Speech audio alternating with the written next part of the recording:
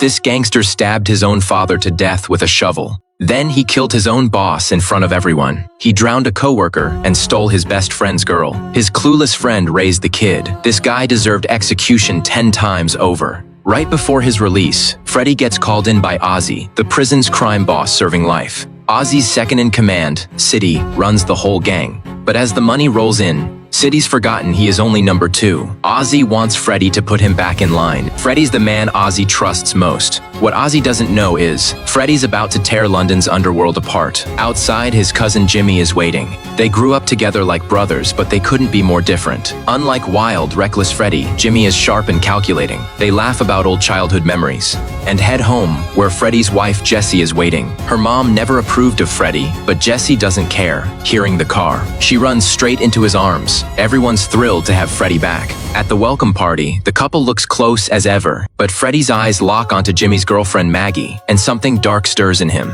He pulls Maggie in for a dance, and his hands start wandering. Maggie is Jimmy's girl, and Jessie's own sister. Jessie sees it all but doesn't dare say a word. Maggie even goes upstairs with Freddy anyway, but soon an uninvited guest shows up.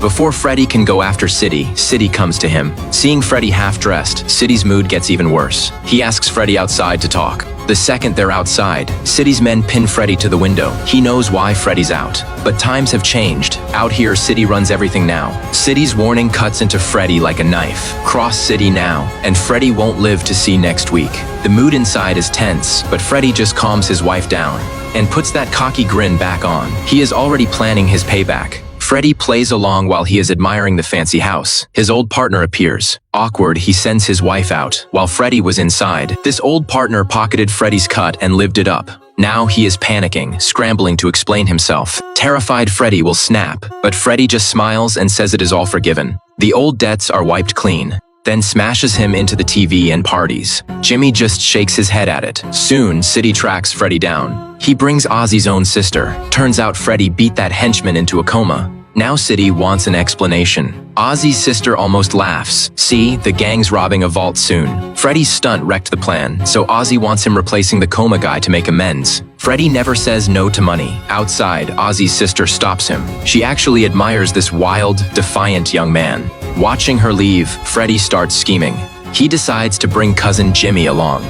But Maggie doesn't want Jimmy involved. To her, every job Freddy touches ends in blood. She can't let him drag Jimmy down too. She knows Jimmy trusts Freddy completely, so she doesn't push it. Meanwhile, Ozzy calls Freddy from prison. He doesn't trust City, so after the heist, Freddy must memorize the exact total and report it back. Ozzy also tells him to control his temper. Clearly, even Ozzy's exasperated. Months later, it is heist day. They break into the vault. Everything's going smooth, but the bank manager is so freaked out he forgets the code, and the clock is ticking. Desperate, Jimmy tells the crew's boss to hold on. He takes the manager aside, calms him down, and starts from waking up, walking him through every little thing today. It works. The manager finally calms down and remembers the vault code. The heist succeeds, and Jimmy's the hero. Everyone's praising how cool-headed he is, but the crew boss pulls Freddy aside. Sure, you brothers did great today, but you're not getting a single dime.